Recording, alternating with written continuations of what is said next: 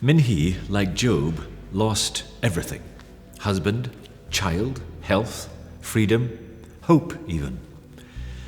And her defining question was, can I forgive God for making the world this way? When I met her, the trauma of losing her husband and baby was about a year past. And I gently asked her the question, well, why are you still a Christian? And she had two answers, which contained so much of the mystery of faith. This was the first one. Because my Lord died young and alone, in excruciating pain, without knowing why either. And she began to weep. She said, it means so much that he suffered just like me. He shared it. He shared it. It's true. Even Jesus on the cross asked why. And God, for all his immense power, knows how to share our suffering too. He has sent us his Son to die to show us that we can never again believe the lie that he does not love us.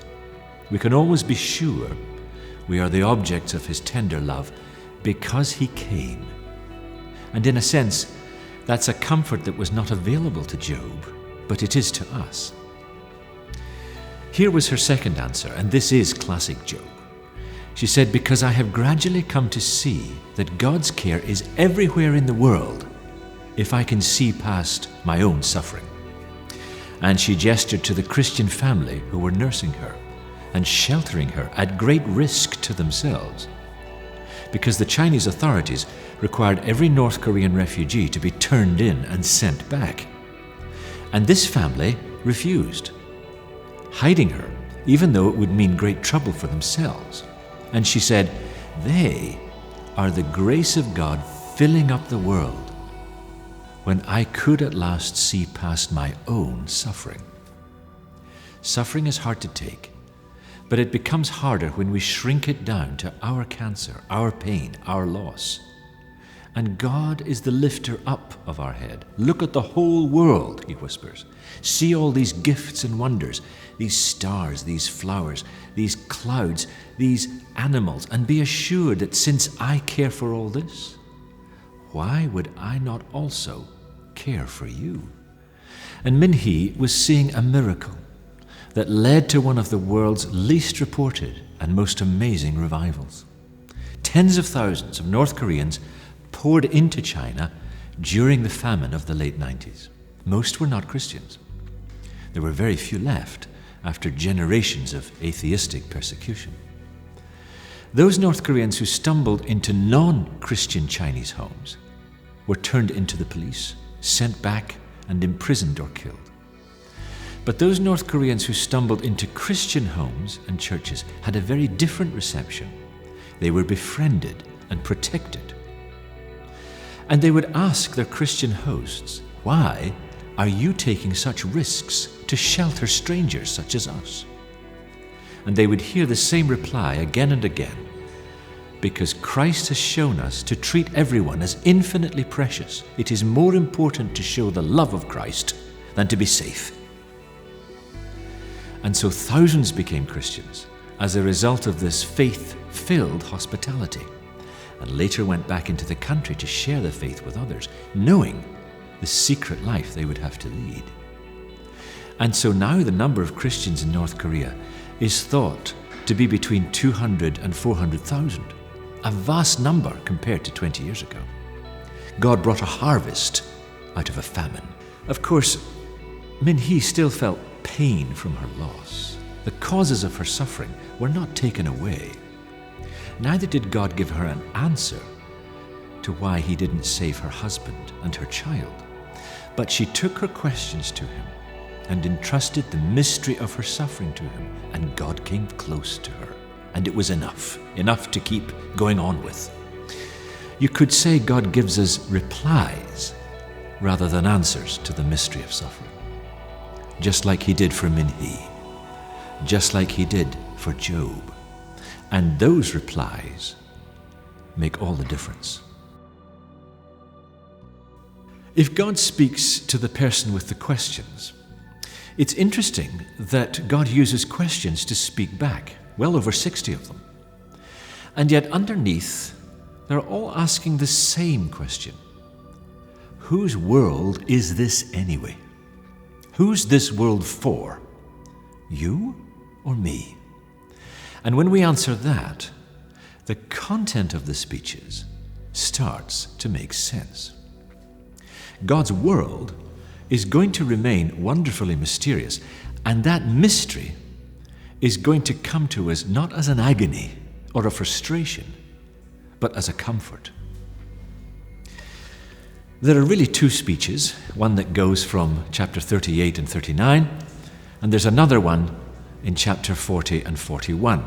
And we can characterize their content in three ways. We have the 4 corners, we have the 10 animals, and we have the 2 monsters. God gets going with Job in chapter 38 with the 4 corners. Verse 18 is probably the key verse, because he says to Job, have you any idea how big the world is? And to show him how big the world is, he's going to take Job to the 4 corners of the earth, not literally, and he's going to stretch out the size of the universe, and Job's going to learn something from that.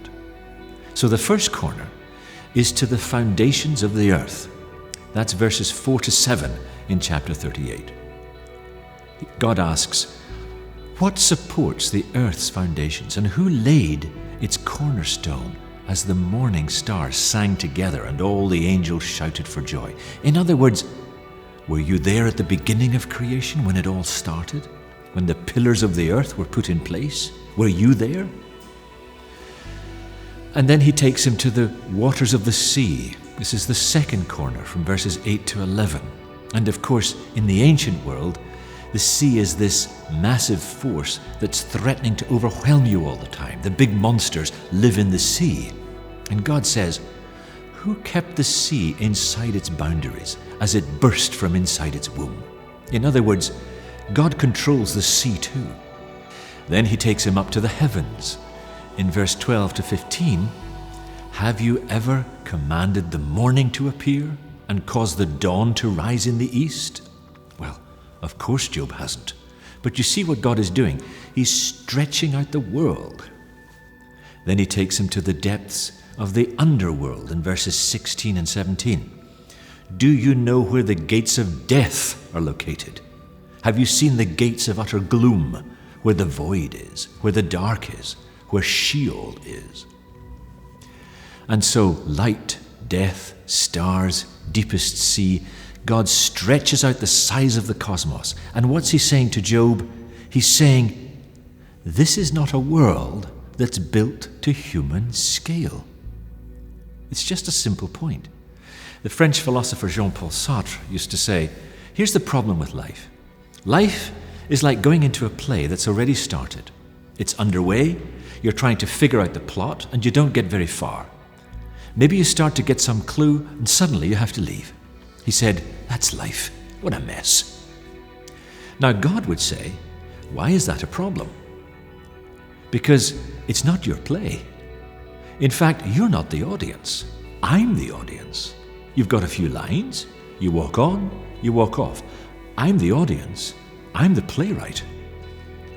So what God is saying to Job, quite gently I think, is that the world wasn't made for you.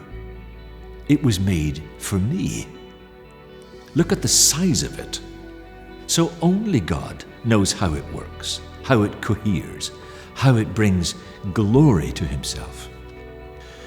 It's not your world. It's not a human-sized world. It's a God-sized world. And then Job begins to see that he'll never be able to understand it. It's too big. It's God's world, not his. The business of understanding is not his job. Job's job description, the human job description, is to wonder. St. Augustine once put it this way. He said, we seek one mystery, God, with another, ourselves.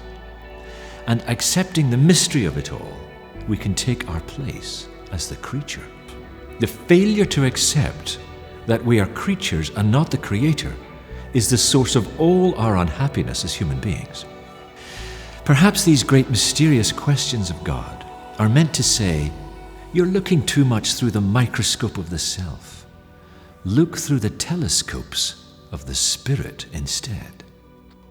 Because if we don't realize how small we are, we'll never make space for how large God really is.